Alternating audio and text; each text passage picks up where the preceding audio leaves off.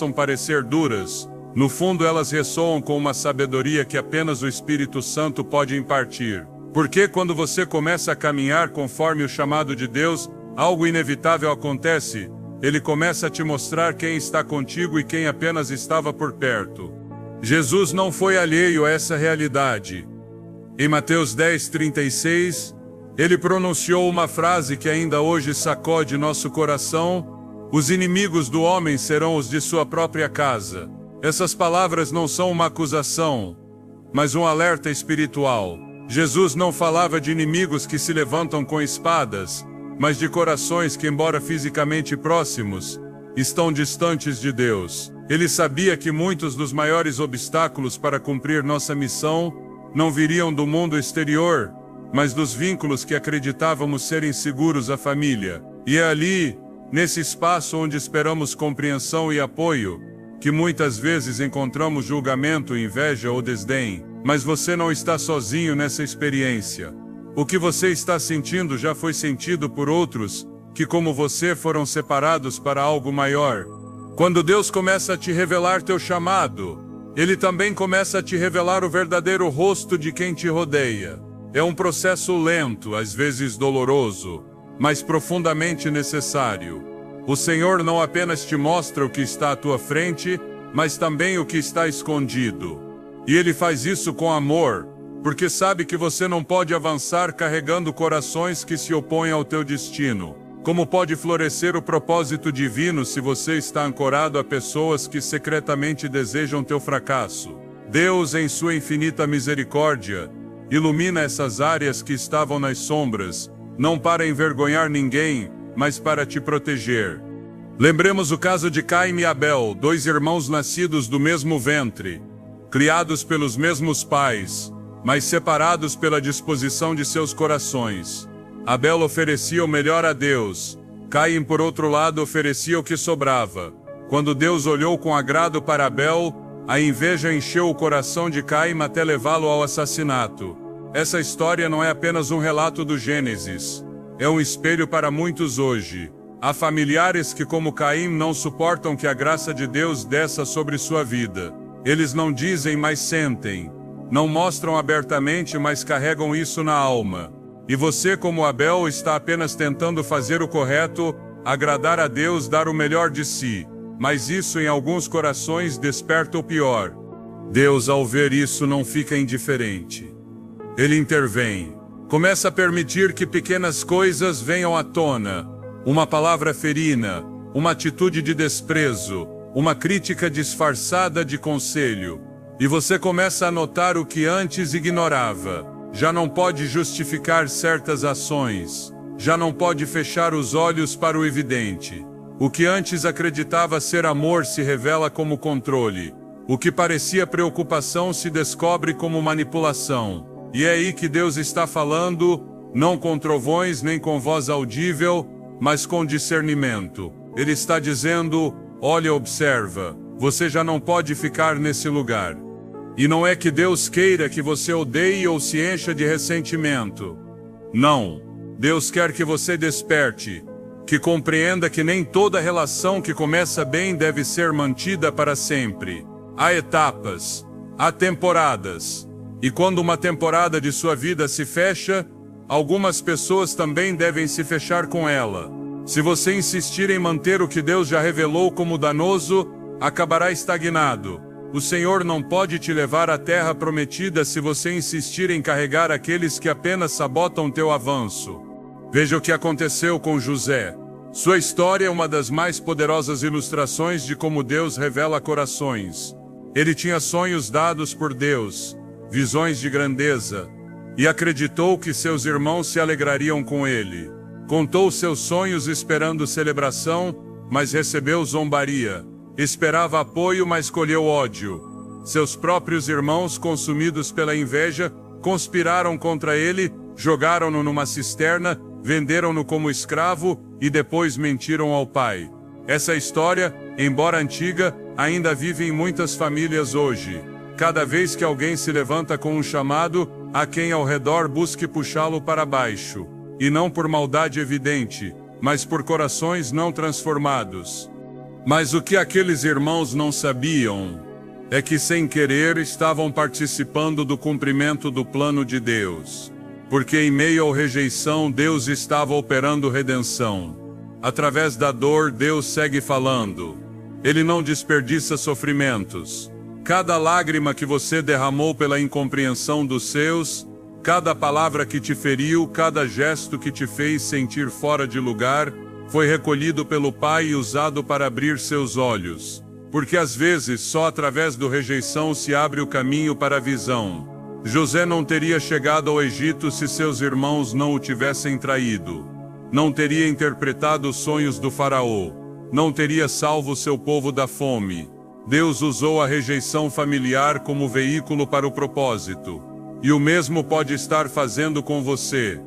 Se ultimamente você sente que Deus está te mostrando coisas que antes não via, não é sua imaginação, é discernimento. Se certas atitudes te incomodam, se certas conversas familiares te deixam vazio, se há gestos que antes passavam despercebidos e agora te doem, é porque o Espírito está te revelando o oculto.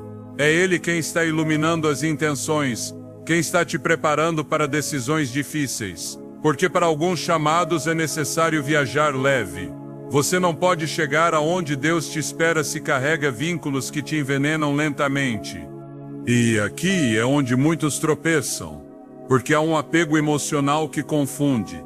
É minha mãe, é meu irmão, é meu primo. Sim, são. Mas também pode ser que não estejam dispostos a caminhar na mesma direção espiritual, e Deus, sabendo que você não sabe, vendo que você não vê, começa a te afastar. Afastar não de maneira brusca, mas com sinais, cancelamentos, silêncios mal entendidos. E você luta porque quer consertar tudo, quer que tudo volte a ser como antes. Mas Deus não está interessado em manter o que impede teu crescimento. Ele está interessado em formar o caráter de Cristo em você, mesmo que para isso tenha que sacudir o que você dava por certo. Pense em Abraão. Deus lhe disse: sai da tua terra, da tua parentela e da casa de teu pai para a terra que te mostrarei. Esse chamado não incluía todos. Havia uma separação implícita na instrução. Para caminhar no novo, Abraão teve que sair do conhecido. O surpreendente é que nem todos podem te acompanhar ao lugar onde Deus quer te levar. Alguns foram parte de tua origem, mas não serão parte de teu destino. E essa distinção é dolorosa, mas libertadora. A revelação de Deus nem sempre chega com raios e trovões. Às vezes chega com uma conversa incômoda, com uma traição inesperada, com um silêncio que grita mais que 1000 palavras. E aí, nesses momentos, Deus está dizendo: abre os olhos. Esse vínculo já não carrega vida. Nem todos os que começaram contigo devem continuar. O próprio Jesus viveu isso. Em sua própria terra, não pôde fazer muitos milagres porque não acreditavam nele. Conheciam-no como filho do carpinteiro, não como filho de Deus. E ele teve que ir para outras cidades. Às vezes, o lugar de tua origem também é o lugar de tua limitação. Quando o coração se abre à revelação, tudo começa a mudar. Você já não busca forçar relações, já não suplica aceitação. Compreende que o favor de Deus é mais importante que a aprovação humana. Descobre que a paz do Senhor vale mais que qualquer tradição familiar. E embora doa se afastar, você sabe que é necessário. Porque nesse afastamento, nessa obediência, há bênção. E essa bênção não será apenas para você. Através da tua obediência, outros também serão tocados. Assim como José acabou alimentando a mesma família que o rejeitou, você também será instrumento de bênção. Até para aqueles que não te entenderam. Mas isso será depois, quando você já não guardar rancor, quando já não esperar reparação, quando estiver plenamente focado no propósito. Porque uma vez que Deus revela, Ele também cura. E o que hoje parece perda, amanhã será testemunho. A revelação dos corações é o primeiro passo. É Deus te mostrando o que você precisa ver para não continuar caminhando na escuridão. E embora doa, lembre-se, tudo que Ele expõe faz por amor. Ele não quer que você siga sendo ferido, que continue tentando encaixar num lugar que já não é seu. Ele quer te levar a novos níveis, a novas pessoas, a novas temporadas. Mas para isso primeiro deve tirar as vendas dos teus olhos. Você deve ver com clareza, e quando vir não tema, porque se Deus te mostrou é porque Ele já tem algo preparado para você. E quando chegar esse momento de decisão, quando você tiver que escolher entre ficar por costume ou avançar por obediência, lembre-se, teu propósito vale mais que qualquer vínculo que não esteja alinhado com o céu. Lembre-se que o próprio Jesus disse: minha mãe e meus irmãos são os que ouvem a palavra de Deus e a praticam. Essa é a família espiritual que prevalece. E embora você ame os seus, sua lealdade primeira é ao reino. Porque quem segue a Cristo nem sempre pode ser entendido pelos seus, mas sempre será guiado pelo Pai. O primeiro passo é ver. O segundo é obedecer. E quando você o faz, a liberdade que experimenta não se compara. Não porque você odeie, mas porque entendeu. Não porque rejeite, mas porque foi revelado. E o que Deus revela, Ele também respalda. Assim começa o processo. Assim começa a verdadeira transformação. Assim é como Deus, em amor e verdade, te avisa e te afasta. Quando as crises familiares tocam nossa vida, costumamos pensar que algo está fora de controle, que o inimigo se levantou, que o caos entrou sem permissão, que o que antes era lar se transformou em campo de batalha. No entanto, há uma verdade espiritual que poucos estão dispostos a considerar. Muitas vezes, essas crises não são ataques do inimigo, mas instrumentos de Deus, ferramentas que Ele permite para romper a comodidade, para despertar teu discernimento, para te levar ao lugar onde você realmente deve estar. Porque o mesmo Deus que abençoa a união também intervém quando a unidade impede o propósito. O próprio Jesus declarou em Mateus 10, 34-35, não penseis que vim trazer paz à terra. Não vim trazer paz, mas espada, porque vim pôr em dissensão o homem contra seu pai, a filha contra sua mãe e a nora contra sua sogra. Essas palavras não são um mandato de divisão, mas uma revelação do que ocorre quando a luz entra em lugares onde reina a escuridão. A mensagem do reino nem sempre une, às vezes separa, não porque Deus deseja o conflito, mas porque sua verdade expõe. E o que é revelado não pode continuar oculto. Quando o Espírito de Deus habita em você, aqueles que não querem ser transformados por essa mesma presença começam a te resistir. E essa resistência nem sempre é frontal. Muitas vezes é sutil, disfarçada de tradições, de expectativas, de pressões emocionais. É então que as crises emergem, não como acidentes, mas como sinais. Deus permite certas rupturas para proteger teu chamado. Algumas relações familiares se tornam correntes disfarçadas de afeto. E como o amor de Deus não se contradiz, Ele intervém. Você não pode avançar para a plenitude se está ancorado a um sistema que constantemente minimiza tua fé, questiona tuas decisões espirituais ou desacredita tua obediência. Quando a crise se produz, Deus não perdeu o controle. Ele está revelando que algo deve mudar, que a atmosfera em que você cresceu já não é a atmosfera em que você vai prosperar, que certos vínculos devem ser transformados e outros encerrados. Porque Deus não abençoa um ambiente que Ele mesmo está tentando purificar.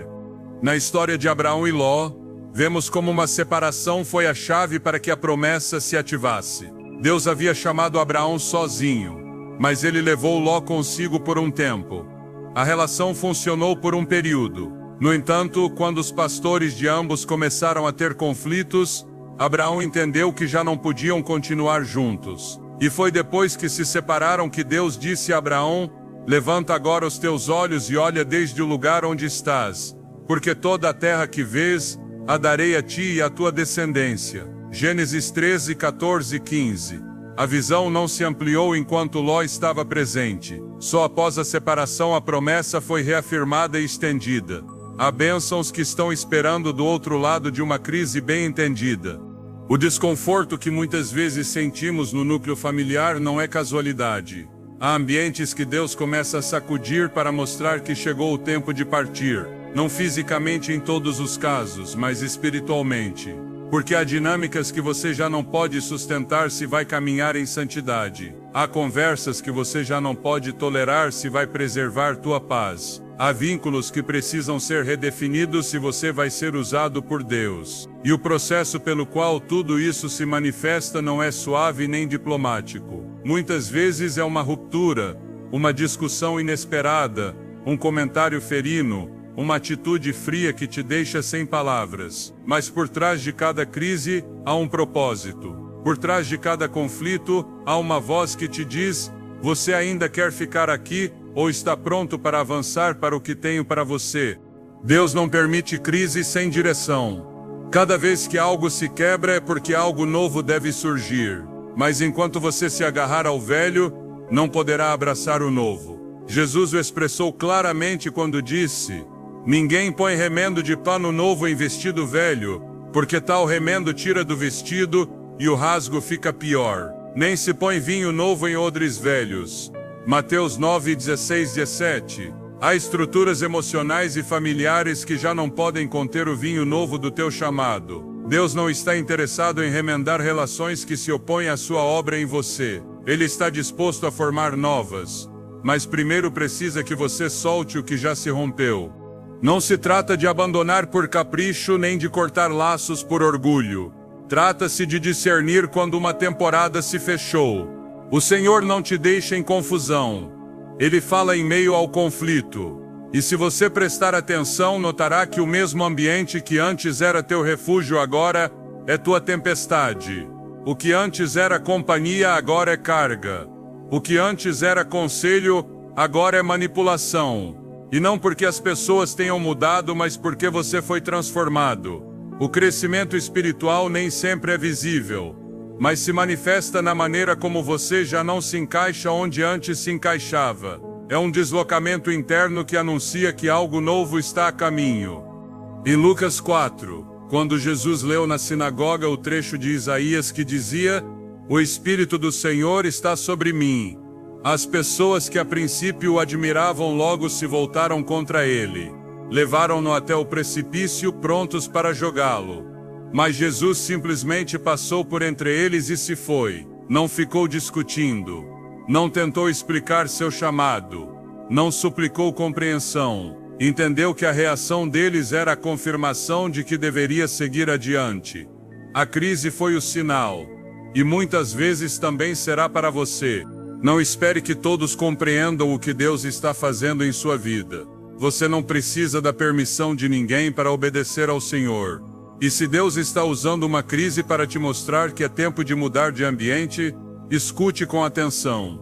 Não ignore o que Ele está permitindo, porque o que hoje parece doloroso, amanhã se revelará como necessário. As separações que doem hoje serão as que te libertarão amanhã. As discussões que agora lamentas serão as que te salvarão de anos de estagnação. A incompreensão que agora te fere será o impulso que te levará à visão. O apóstolo Paulo, antes de ser apóstolo, era Saulo, fariseu respeitado por sua linhagem e formação. Mas quando encontrou Cristo, tudo mudou. E um dos primeiros efeitos de sua conversão foi a rejeição. Em Atos 9, 23, narra-se como os judeus planejaram matá-lo, e ele teve que fugir. Sua nova identidade em Cristo o colocou em conflito com aqueles que antes o celebravam.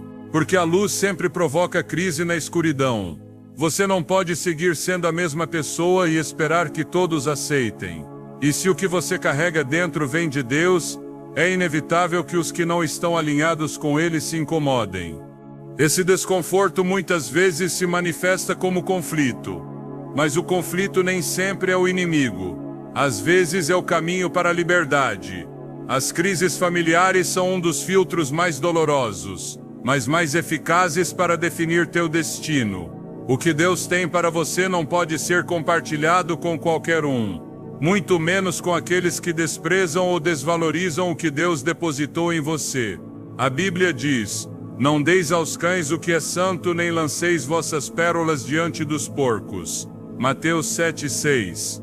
Isso não é desprezo, é proteção. Há coisas que Deus colocou em você que não podem ser expostas onde só serão pisoteadas.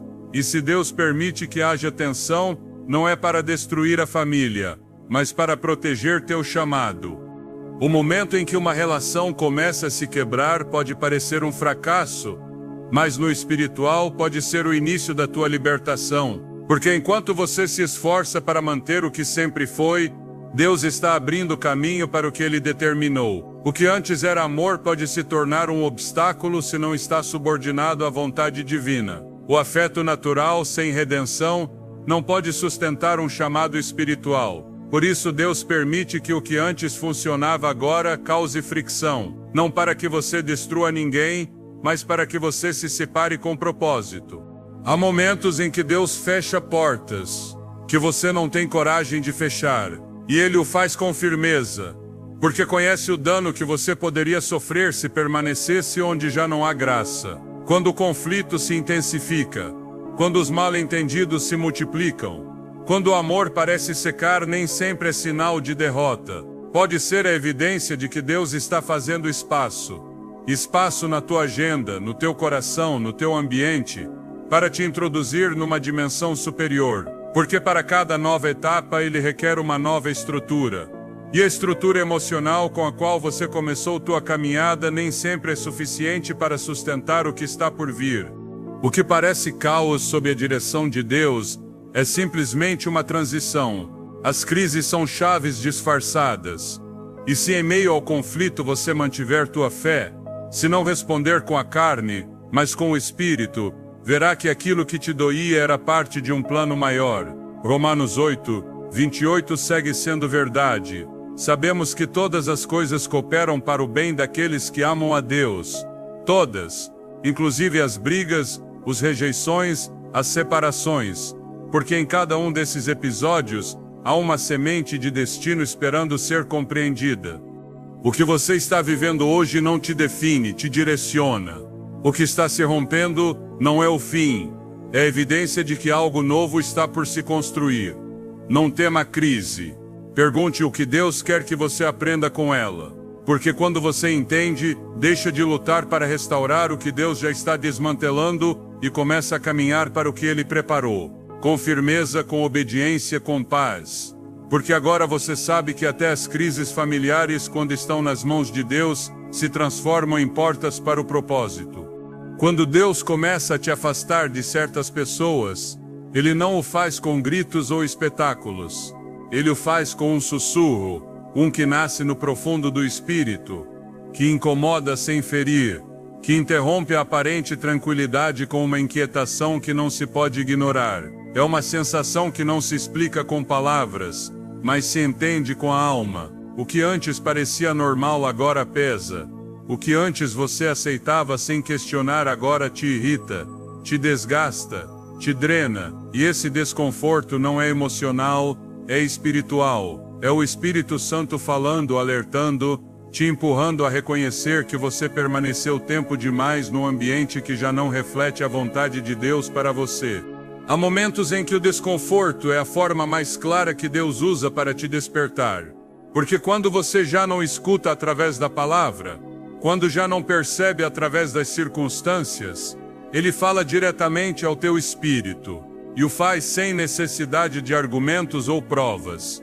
Sua presença começa a produzir uma reação em você cada vez que você está exposto a atitudes, conversas ou ambientes que se opõem à santidade que Ele começou a formar em você. Não é desprezo, é discernimento. Não é altivez, é proteção. Deus está te ensinando a reconhecer o que já não tem lugar na tua nova etapa. O apóstolo Paulo escreveu em 1 Coríntios 6,17: Mas o que se une ao Senhor é um espírito com Ele. Essa unidade espiritual com Deus não permite a convivência pacífica com o que se opõe ao seu caráter. Quando você se une ao Senhor, tudo que não se alinha com sua essência começa a te incomodar. É um sinal de que teu espírito está vivo, de que há uma sensibilidade que despertou e já não pode ser ignorada. Essa sensibilidade te leva a distinguir o que antes você tolerava por costume, mas que agora te impede de avançar. É o Espírito que te guia, que te preserva, que te diz sem palavras: aqui você já não pode ficar. O próprio Jesus experimentou essa separação espiritual em seu ambiente. Em João 7, seus próprios irmãos lhe falaram com incredulidade. Disseram: sai daqui e vai para a Judeia. para que também teus discípulos vejam as obras que fazes. Não era um conselho sincero, era uma expressão de incredulidade. João esclarece dizendo: porque nem mesmo seus irmãos criam nele. O desconforto não surgiu de inimigos externos, mas de sua própria família. E embora Jesus não tenha respondido com dureza, também não buscou forçar uma unidade que não era verdadeira. Simplesmente seguiu caminhando para seu destino, sem esperar aprovação nem respaldo daqueles que compartilhavam seu sangue, mas não sua fé. Quando o Espírito Santo te incomoda, não é para que você responda com agressividade, mas para que você se reposicione espiritualmente. O desconforto é um alerta, não um castigo. É um aviso para que você não normalize o que contamina a tua paz, o que rouba a tua intimidade com Deus, o que minimiza teu chamado. Porque há palavras que parecem inofensivas, mas são sementes de dúvida. Há gestos que parecem pequenos, mas refletem desprezo. E se você não prestar atenção, se acostuma. Mas o Espírito não te permite acostumar. Ele te inquieta, te mostra, te insiste. Porque sua tarefa é te guiar a toda a verdade e não a toda a comodidade. O próprio Jesus disse em João 14:26, que o Espírito Santo nos ensinaria todas as coisas e nos lembraria tudo o que ele nos disse. Quando você está em meio a familiares que não te querem bem, que não valorizam teu crescimento espiritual, que constantemente ridicularizam tua fé ou sabotam teu avanço, o Espírito Santo não fica em silêncio. Ele te lembra quem você é, te lembra o que você aprendeu, te lembra que você não pode ceder tua identidade para agradar, porque se a fonte do teu desconforto é a desconexão espiritual, a solução não é calar tua fé, é proteger tua comunhão. Há pessoas que, embora te amem à sua maneira, não suportam a luz que há em você. Porque cada vez que você fala com convicção, cada vez que decide agir com integridade, cada vez que não participa de suas dinâmicas tóxicas, elas se sentem confrontadas. E essa confrontação, em vez de produzir arrependimento, produz resistência. E você, sem buscar conflitos, acaba sendo alvo de críticas, zombarias ou indiferença. Mas não é pessoal, é espiritual. Não é contra você, é contra o que você representa. E o Espírito Santo te deixa isso claro, não para que você se vitimize, mas para que se prepare.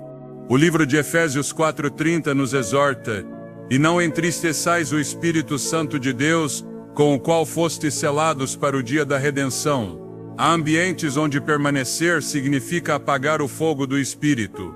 Há conversas que, se você aceita como normais, entristecem aquele que mora em você. Por isso, quando o Espírito te incomoda, você deve responder. Não com gritos, não com rupturas impulsivas, mas com decisões firmes e silenciosas. Com uma reposição interior que honra a Deus mais que os vínculos humanos. Porque aquele que te desenhou para um propósito, não vai permitir que você o coloque em pausa por lealdades mal entendidas. Em Isaías 30:21 está escrito: e os teus ouvidos ouvirão a palavra do que está por detrás de ti, dizendo: este é o caminho, andai por ele, e não vos inclineis nem à direita nem à esquerda. Essa voz interior que te guia não é confusão, é direção. Quando você está exposto a uma relação familiar que não edifica, que te fere de forma contínua, que não celebra o que Deus está fazendo em você, essa voz se ativa. Às vezes como inquietação, outras vezes como uma sensação de que você não se encaixa. E embora o ambiente não tenha mudado, você mudou. E essa mudança interior requer novos limites, novos espaços, novas decisões. Não é rebeldia se afastar do que contamina tua paz. Não é ingratidão tomar distância do que apaga teu chamado. É obediência. E quando você o faz por direção do Espírito, Ele mesmo te dá a força para sustentar a decisão. Porque não se trata de cortar por rancor, mas de caminhar com propósito. E o propósito requer separação, não sempre física, mas espiritual. Porque você não pode ser cheio do Espírito num ambiente onde constantemente deve esconder o que carrega dentro de si. E se Deus te está inquietando, é porque você já não pode seguir disfarçando. O que Ele depositou em você precisa de espaço para crescer. E há vínculos que simplesmente não o permitem. Em 2 Coríntios 6,14, Paulo pergunta: que comunhão tem a luz com as trevas? E que concórdia tem Cristo com Belial? Essas palavras não se referem apenas ao casamento ou às relações sentimentais. Elas se aplicam a toda conexão espiritual. E se essa conexão está permanentemente em tensão com tua vida de fé, o Espírito apontará, não para que você julgue, mas para que proteja. Porque a santidade não se negocia, a unção não se compartilha com leviandade. E quando Deus quer te levar a um novo nível, Ele começa a podar o que te impede de crescer. Essa poda começa com um desconforto interior que você não pode ignorar. O silêncio do Espírito também é um aviso. Quando você já não sente paz ao falar com alguém, quando já não consegue orar com liberdade após compartilhar tempo com certas pessoas, quando a adoração se torna uma luta porque você carrega fardos que não são seus, é sinal de que algo deve mudar. Você não pode seguir justificando o que apaga teu fogo. Deus não te chamou para suportar ambientes hostis à tua fé como se fosse uma virtude. Ele te chamou para caminhar em verdade, em liberdade, em comunhão. E se o preço dessa liberdade é a distância, então a distância é a obediência. Não tema a rejeição daqueles que não querem aceitar teu processo espiritual. O que eles não entendem hoje, talvez valorizem amanhã. Mas tua responsabilidade não é convencê-los, é permanecer fiel. Porque aquele que te chamou te respalda. Aquele que te selou te sustenta. E se o Espírito te está inquietando, é porque algo melhor está por se manifestar. O movimento do Espírito nunca é casual. Cada vez que te incomoda é porque está te empurrando para uma dimensão onde só há espaço para o genuíno, para o que edifica, para o que provém de Deus. Jesus prometeu que o Espírito Santo nos guiaria a toda a verdade. Essa verdade nem sempre se manifesta com clareza imediata, mas se confirma com o tempo. O que hoje te incomoda, amanhã se revelará como uma armadilha evitada.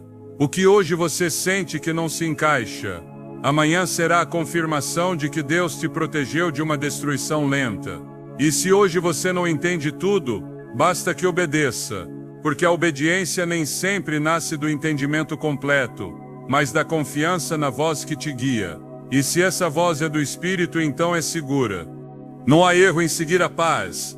Não há pecado em escolher o silêncio antes da confrontação desnecessária.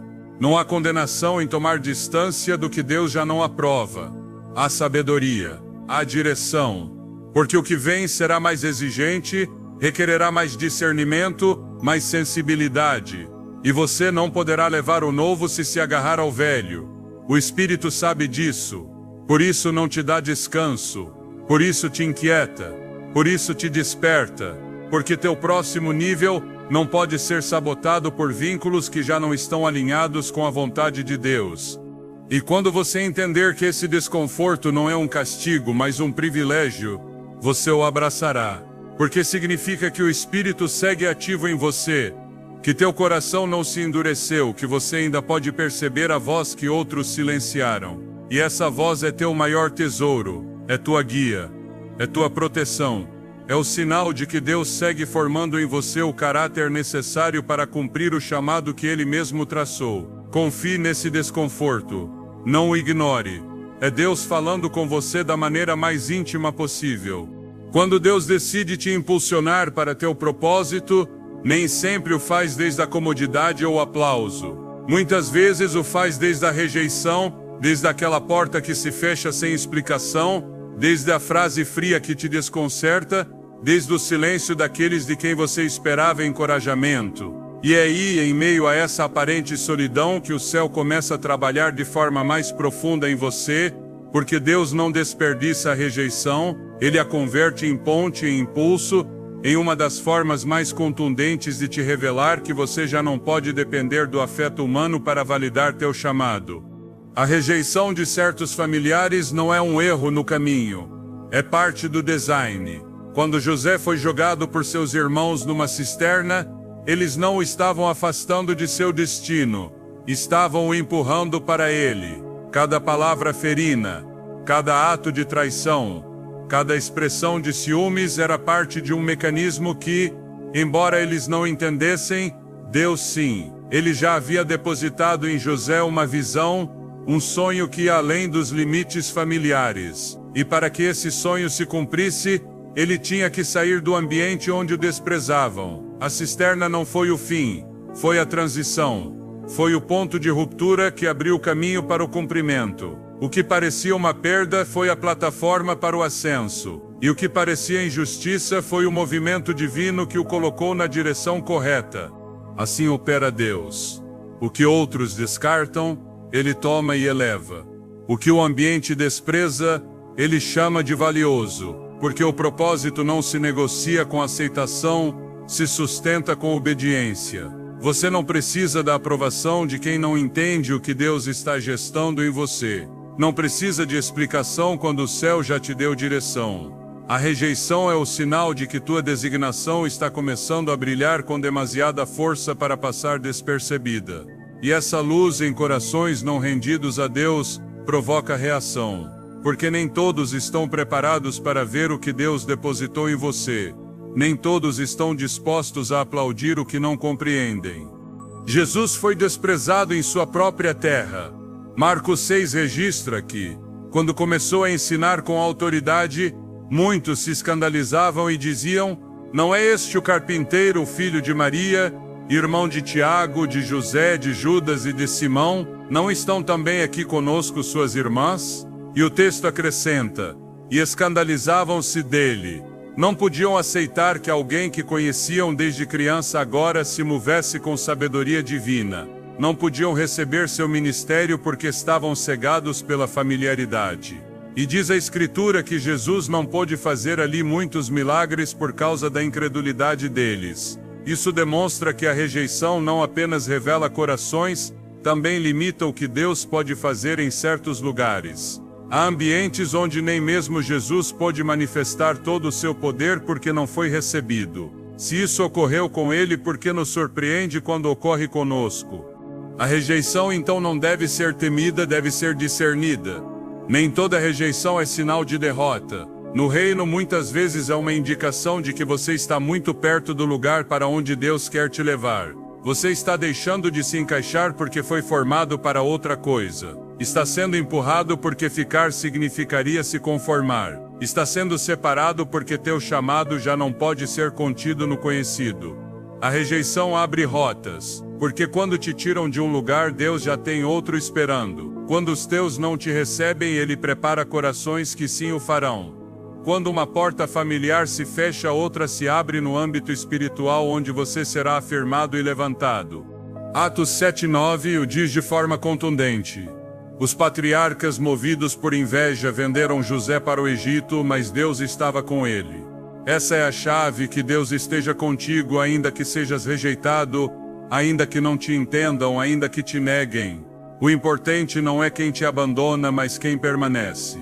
E se Deus está contigo, então não há rejeição humana que possa friar o que Ele decidiu fazer.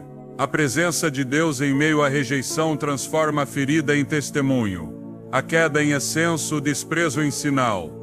Paulo também viveu esse princípio. Quando começou seu ministério, muitos o rejeitaram por seu passado, por suas decisões, por sua entrega radical a Cristo.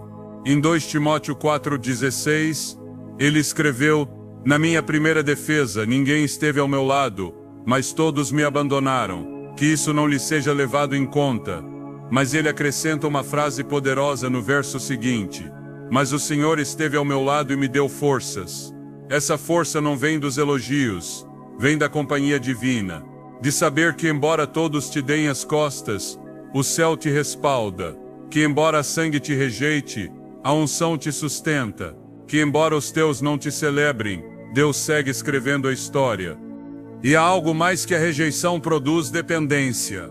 Quando você já não tem a quem olhar horizontalmente e levanta o olhar ao céu. Quando já não pode explicar o que vive a quem te rodeia, aprofunda a tua intimidade com aquele que te chamou. A rejeição obriga a oração, a busca, ao quebrantamento sincero. E nesse lugar Deus se manifesta não como uma teoria, mas como presença real. Porque quando te tiram tudo que é externo, você descobre que o interno era suficiente. Que sua voz basta. Que seu abraço restaura. que sua palavra reafirma o que o mundo negou. Os profetas também conheceram esse caminho. Jeremias foi perseguido, açoitado, incompreendido. Mas Deus não lhe prometeu aceitação, prometeu respaldo.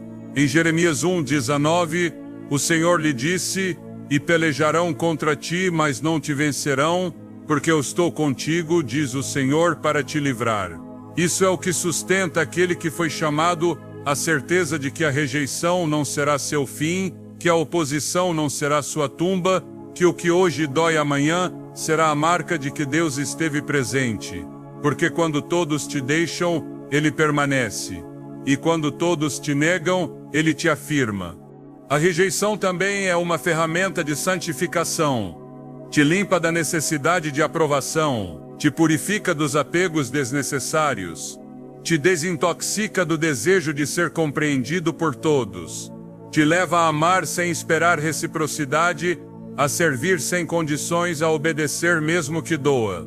Porque você aprende que o chamado é maior que a ferida, que a designação não pode ser friada pelos sentimentos, que teu sim a Deus deve pesar mais que o não dos homens.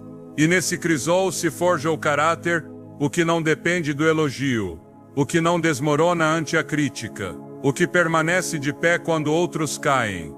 Em João 1:11, diz: "Veio para o que era seu e os seus não o receberam, mas não para por aí." O versículo seguinte acrescenta: "Mas a todos quantos o receberam, aos que creem no seu nome, deu-lhes o poder de serem feitos filhos de Deus." Quando um círculo te fecha a porta, outro se abre com promessas. Quando um te rejeita, outro te adota. Porque no reino, cada perda prepara o caminho para um novo ganho. Não do que você busca, mas do que Deus já tinha preparado. E se o que se perde é companhia, o que se ganha é identidade. Uma identidade que não depende do teu sobrenome, mas da tua posição como filho. E se a rejeição persiste, se as palavras seguem sendo duras, se os olhares continuam sendo frios, se os gestos não mudam, isso não é motivo para desistir. É razão para avançar. Porque Deus não te trouxe até aqui para retroceder. Ele permitiu a ferida para te revelar a força que você não sabia que tinha. Ele deixou que você sentisse o abandono para te mostrar que nunca esteve sozinho. E se você permanecer fiel, se não devolver mal por mal, se seguir caminhando sem olhar para trás, então a mesma rejeição que hoje te fere será que amanhã contará tua história. A história de alguém que foi descartado, mas não destruído. Rejeitado, mas não quebrado. Ignorado, mas não esquecido. E isso não é tudo. Há um mistério escondido na rejeição à redenção, porque Deus é especialista em usar o que outros descartam para realizar sua obra. O que os irmãos de José fizeram por inveja, Deus usou para salvar nações. O que os fariseus fizeram por ódio, Deus converteu em salvação. O que o povo fez ao rejeitar Jesus, o Pai transformou em redenção. O padrão se repete: onde há rejeição, há potencial para a glória. Onde há desprezo, há espaço para milagres. Onde há lágrimas, há terreno fértil para a ressurreição. Não permita que a rejeição te defina. Deixe que te refine, que te fortaleça, que te alinhe. Porque quando você se esvazia da necessidade de ser aceito, se enche da presença daquele que nunca falha. E esse intercâmbio muda tudo. Muda a tua maneira de caminhar, de falar, de esperar. Você já não suplica companhia, já não roga atenção, já não precisa de explicação, porque sabe que está no centro da vontade de Deus. E isso basta, isso sustenta, isso levanta. E assim, o que começou como uma ferida se transforma em testemunho. O que parecia perda se converte em plataforma. O que doía agora impulsiona, porque Deus não desperdiça a rejeição. Ele a santifica, a usa, a converte. E quando menos você espera, você está caminhando em teu propósito com passo firme, sem ressentimento, com o coração inteiro, sabendo que tudo que ocorreu foi parte do processo, que cada palavra que te negaram era uma palavra que Deus já havia dito, que cada gesto de rejeição foi um convite ao altar, e que cada distância imposta foi uma oportunidade para se aproximar mais do coração dele. Há momentos em que a paz simplesmente se vai. Não se anuncia, não faz barulho, apenas desaparece. E você percebe porque tudo que antes fluía agora se torna denso. As conversas pesam, as visitas cansam, o ambiente se torna opressivo. Não é um ataque visível, nem uma discussão aberta. É uma perda silenciosa de harmonia. E quando isso acontece, você não está diante de uma simples mudança de ânimo, mas de um alerta espiritual. Deus começa a retirar sua paz como uma forma clara de te mostrar que você já não deve seguir onde está. A presença de Deus se manifesta em paz. E quando sua paz se ausenta, sua direção também mudou. Colossenses 3,15 nos exorta: e a paz de Deus governa em vossos corações. Essa paz não é apenas um consolo, é um sinal, é um termômetro da alma. Quando está presente, confirma que estamos no caminho certo. Mas quando desaparece, atua como uma alarma. Há situações familiares onde, embora tudo pareça estável na aparência, o coração não encontra repouso. Deus deixou de abençoar essa proximidade. E não porque Ele não ame, mas porque sabe que permanecer em certos vínculos já não edifica, já não forma, já não impulsiona. Pelo contrário, apaga, confunde, atrasa. A paz de Deus não é negociável.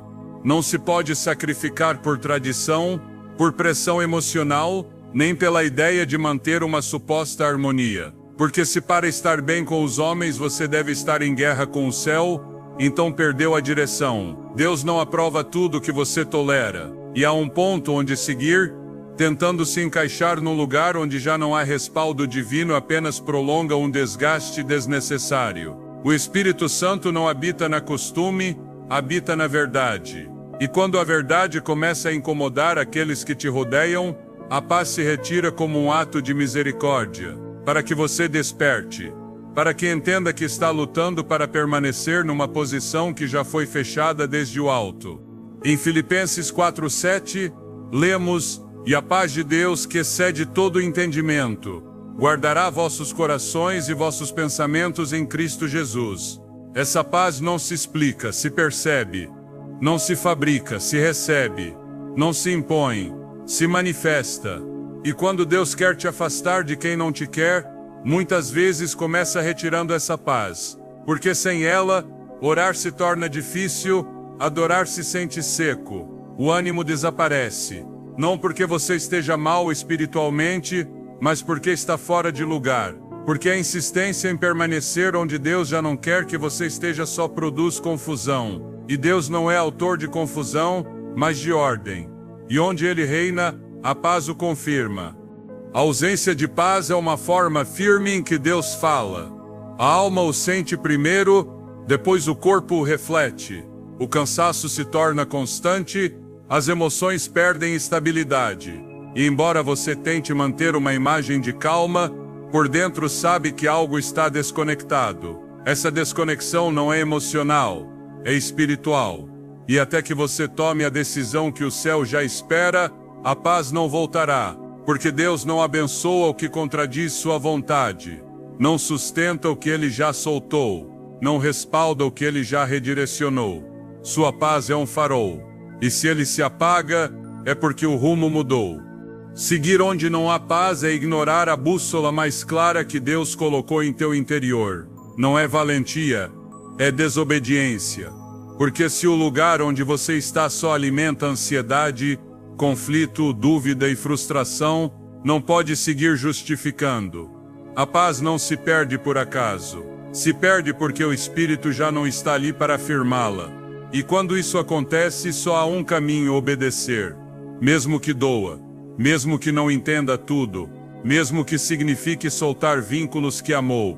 Porque entre o costume e a paz de Deus, o verdadeiro discípulo sempre escolhe a paz. Quando você obedece à direção de Deus e fecha ciclos com quem não te quer, você não está perdendo. Está entrando no terreno fértil da bênção. O ato de se apartar por obediência não é sinal de fraqueza nem de fracasso, mas a evidência de que você decidiu caminhar por fé mesmo que doa. Deus honra essa determinação. A Bíblia o deixa claro em Deuteronômio 28, 2: E todas estas bênçãos virão sobre ti e te alcançarão, se ouvires a voz do Senhor teu Deus. A bênção não persegue quem se acomoda, mas quem responde. E essa resposta às vezes implica tomar distância do que se tornou uma carga, mesmo que revestida de laços familiares. Deus nunca te pedirá que soltes algo sem ter preparado algo melhor. Mas esse melhor não se manifesta até que você solte o que te ata. Enquanto você seguir atado pela alma ao que já não está alinhado com teu espírito, seguirá estagnado. O avanço não ocorre só por intenção, ocorre por decisão. E no reino a obediência é a chave que abre o que parecia fechado. Assim como Abraão foi chamado a deixar sua terra e sua parentela para ser abençoado numa nova dimensão, você também é chamado a deixar aquilo que impede tua expansão espiritual. A promessa não floresce em qualquer terra, floresce onde há obediência. Em Isaías 1:19, o Senhor declara: se quiserdes e obedecerdes, comereis o melhor desta terra. Esse princípio permanece. Quando você decide ouvir a voz de Deus acima do ruído do costume, acessa uma terra nova. Talvez você não veja a recompensa de imediato, mas cada passo em obediência está preparando o caminho para algo maior. Deus não ignora tuas renúncias. Cada vínculo que você entrega em suas mãos, cada relação que você deixa ir por sua causa, Ele o recebe como uma oferta. E como toda oferta entregue com fé produz fruto. Há relações familiares que, uma vez soltadas, abrem espaço para conexões sãs, relações espirituais, amizades que edificam e vínculos que fortalecem teu chamado. Nem tudo que você perdeu foi perda. Algumas ausências foram libertação, algumas separações foram cirurgia espiritual. E após cada corte que Deus realiza com sua mão sábia, vem uma restauração que só Ele pode operar. Joel 2:25 contém uma promessa viva: restituir-vos-ei os anos que o gafanhoto, a locusta, o pulgão e a lagarta comeram. O Deus que permite que você se afaste é o mesmo que promete te restaurar, não com o que você tinha, mas com o que você verdadeiramente precisa. Fechar ciclos não significa fechar o coração.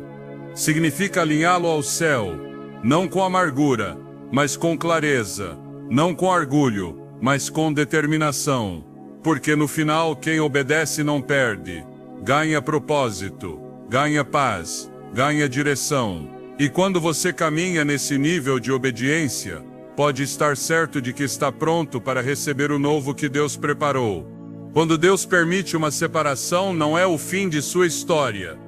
É o início de uma nova etapa onde sua voz se torna mais clara e sua direção mais precisa. Afastar-se de quem não te quer não implica apenas um ato de obediência. Também marca o princípio de um tempo onde você aprende a reconhecer o valor de tua identidade espiritual sem depender da validação de outros. Deus não te separa para te deixar sozinho. Ele te separa para te redefinir, para que você compreenda que não está chamado a viver se adaptando ao que não se alinha com sua vontade, mas a estabelecer um novo padrão baseado no que Ele diz que você é. Às vezes, o que parecia companhia era apenas distração. O que parecia proteção, uma barreira. E é só quando você se permite caminhar leve que percebe o peso que antes carregava por medo de decepcionar. Deus não precisa que você se justifique perante os homens quando Ele já justificou teu chamado. Não te exige lealdade ao que impede teu crescimento. Ele te chama a avançar com a cabeça erguida. Não desde a raiva nem desde a revanche, mas desde a convicção de que, quando Ele abre um caminho, ninguém pode fechá-lo. Essa temporada não é sobre isolamento, mas sobre santificação. Você está sendo apartado para algo específico, para uma visão que nem todos entenderão, para um propósito que nem todos celebrarão, para uma vida que não se mede pelo barulho do externo, mas pela profundidade do que ocorre dentro de você. E enquanto outros talvez observem teu processo de longe, sem compreender, Deus está escrevendo uma história que se desenvolverá longe dos cenários do passado. Porque o silêncio de quem não te valorizou será o fundo que fará destacar a fidelidade daquele que sempre te sustentou. Não se preocupe em recuperar espaços que se fecharam, nem em reconstruir pontes que o próprio Deus permitiu que desmoronassem. Não se distraia esperando explicações. A ausência de certas pessoas é em si mesma uma resposta. O que importa agora é que você saiba quem caminha contigo, que entenda que não precisa de multidão, só de presença, que não requer consenso, mas alinhamento, porque enquanto muitos olham de longe, o céu te respalda de dentro. Este não é um tempo para lamentos, é um tempo para consolidação, para fixar teu olhar no rosto de Deus e permitir que Ele reforme teu entendimento. Porque não se trata de curar para voltar atrás, mas de curar para avançar sem olhar.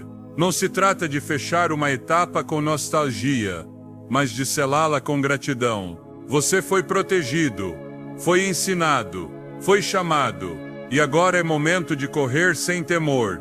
O que vem não se constrói sobre a base de relações quebradas, mas sobre a obediência. E se você chegou até aqui com o coração firme e o olhar erguido, então está pronto, porque Deus não te afastou por rejeição. Ele te separou por escolha. E isso muda tudo. Seja feliz e abraça a mão de nosso Senhor Todo-Poderoso, porque Ele está contigo. Amém. As forças são renovadas e a voz de Deus se torna clara. É o lugar onde o céu toca a terra, onde o sobrenatural entra no natural e onde o coração se alinha com a vontade de Deus. A Bíblia nos exorta a orar sem cessar. 1 Tessalonicenses 5, versículo 17. Isto não significa que devemos estar de joelhos a cada segundo, mas que os nossos corações devem permanecer em constante comunhão com Deus.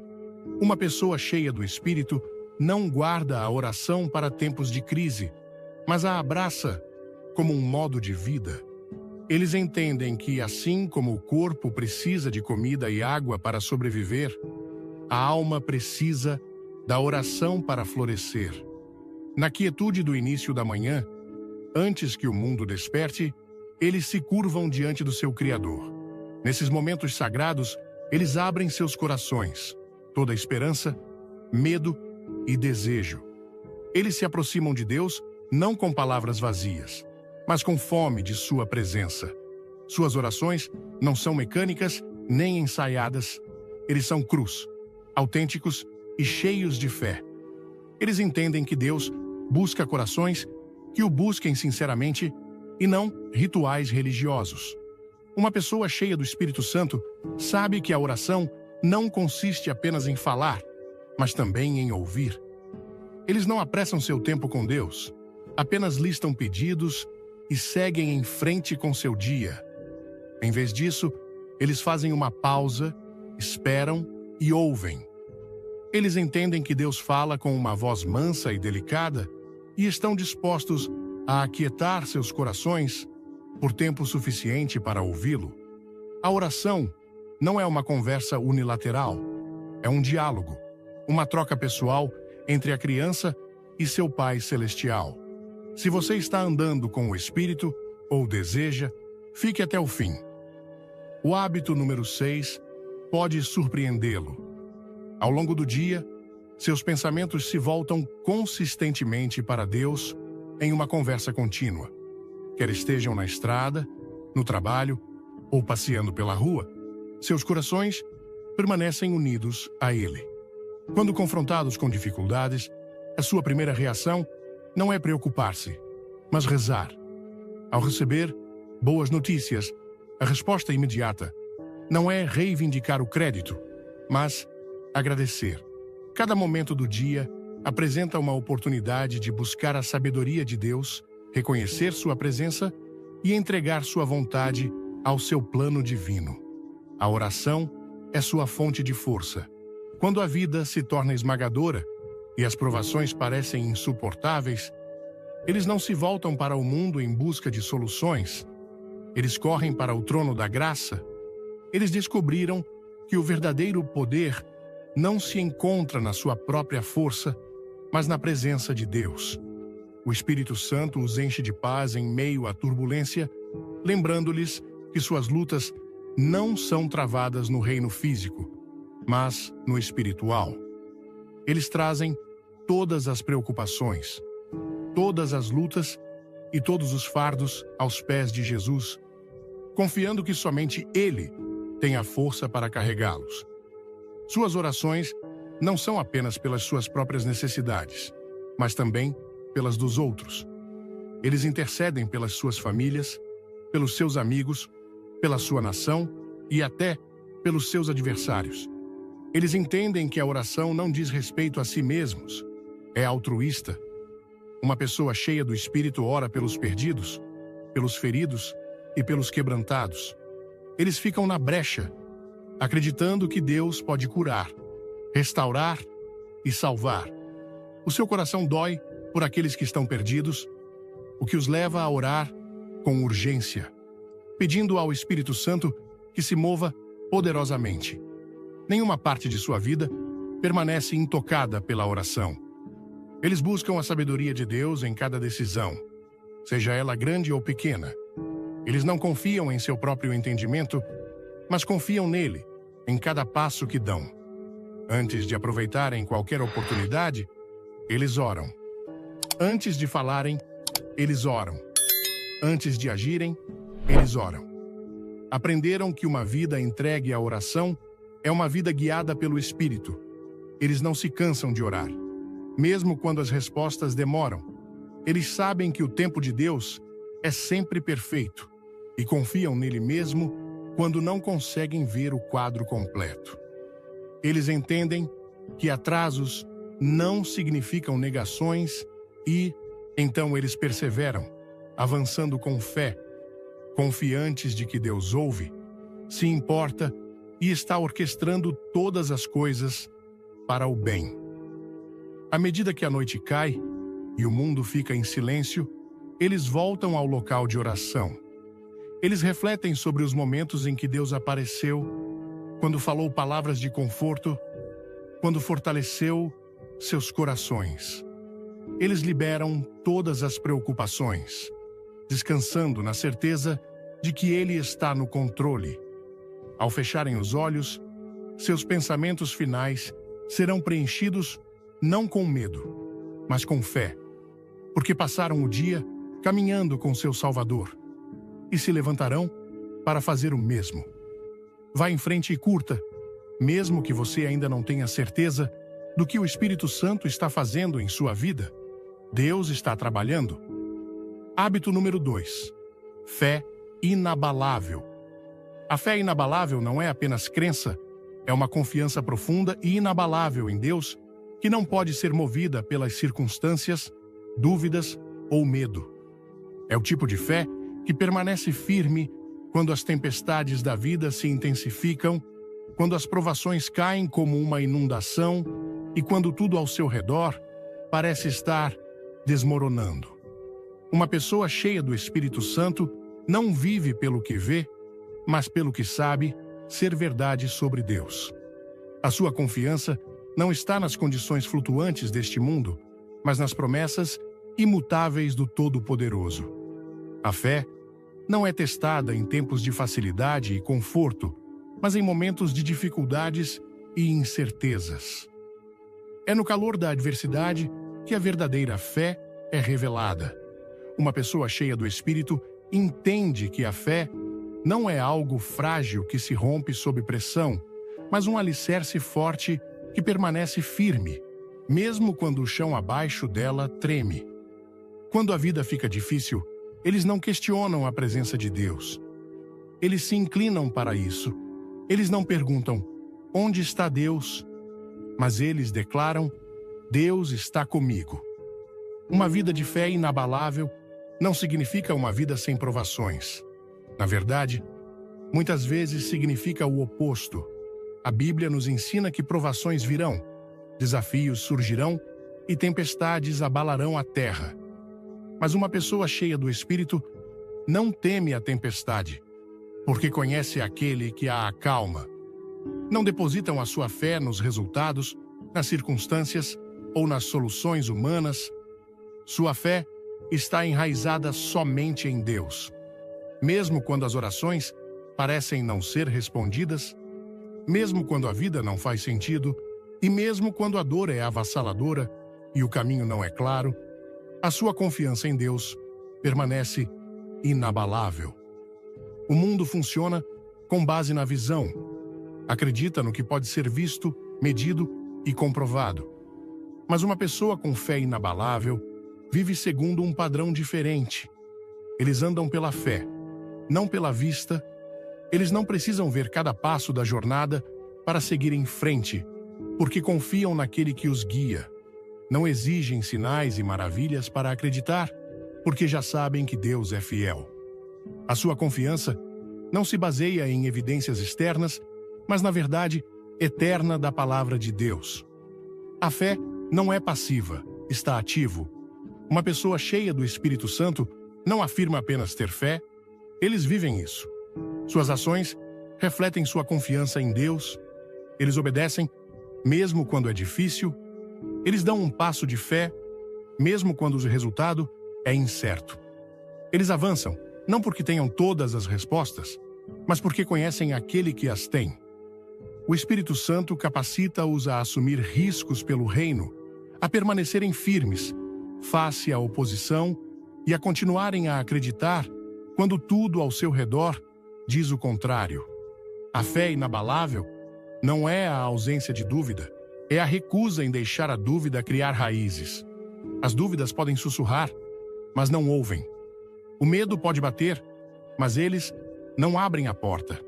O inimigo pode tentar semear dúvidas, mas recusa-se a permitir que criem raízes. A sua fé é protegida pela verdade, fortalecida pela oração e afirmada pela presença do Espírito Santo. Não vacilam diante dos desafios, porque a sua confiança não está nas suas próprias capacidades, está em Deus. Comente, Espírito Santo, se você estiver pronto para crescer e certifique-se de estar inscrito. Esta é uma mensagem que você não quer perder. Uma pessoa com fé inabalável entende que esperar em Deus nunca é um momento perdido. O mundo diz-nos que esperar é um sinal de fraqueza, que atrasos equivalem à negação e que se algo não acontecer imediatamente, nunca acontecerá. Mas uma pessoa cheia do Espírito sabe que o tempo de Deus é perfeito. Eles confiam que quando Deus diz espere, não é uma rejeição, mas um tempo de preparação. Eles não se cansam de esperar, nem assumem o controle com as próprias mãos. Eles permanecem resolutos, sabendo que Deus está trabalhando, mesmo quando não conseguem ver os resultados. A sua fé não é abalada pelo sofrimento.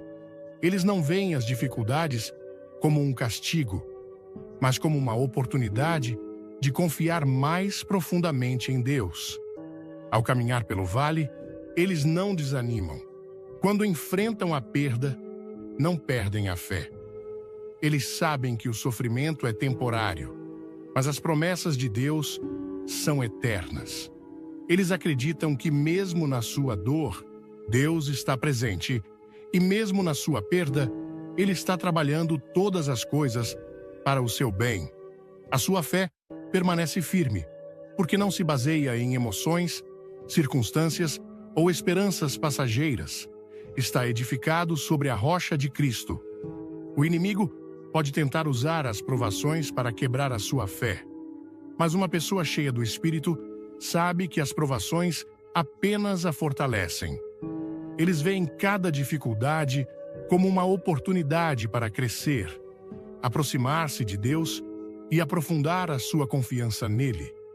Eles não fogem dos desafios. Eles correm para Deus no meio deles. Eles não recuam com medo, mas avançam com fé.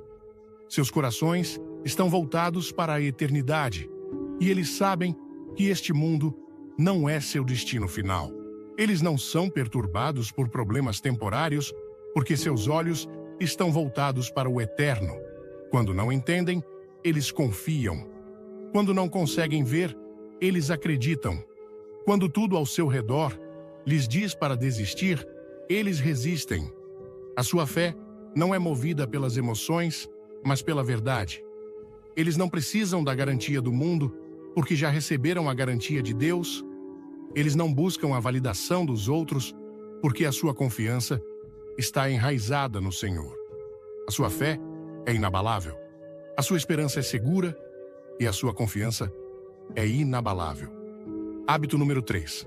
Amor e compaixão. Amor e compaixão são as qualidades que definem uma pessoa cheia do Espírito Santo. Eles não falam apenas de amor, eles vivem isso. O amor deles não depende de emoções, circunstâncias ou conveniência. Reflete o coração de Deus. O Espírito Santo os transforma, enchendo-os de um amor altruísta, sacrificial e incondicional. Este amor não é seletivo, reservado apenas a quem o merece. Flui livremente para todos, mesmo para aqueles que são difíceis, quebrantados ou indignos. A compaixão não é apenas uma emoção, é uma ação. Impulsiona-os além das meras palavras para as ações, incitando-os a alcançar os feridos, os perdidos e os esquecidos.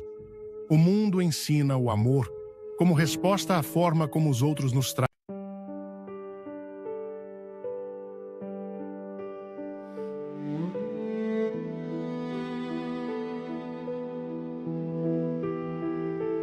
Under a sky where the quiet stars bow, I breathed a dream you placed in me somehow. Your voice was soft like a drifting flame, calling my heart by its secret name.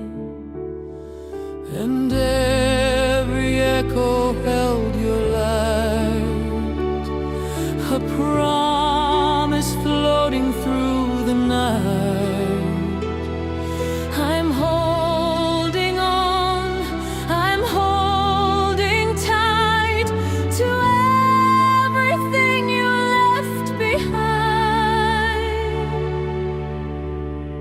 Your starlit vow still follows me across the dark, across the sea, a silver line I can't let go, a quiet fire beneath the snow.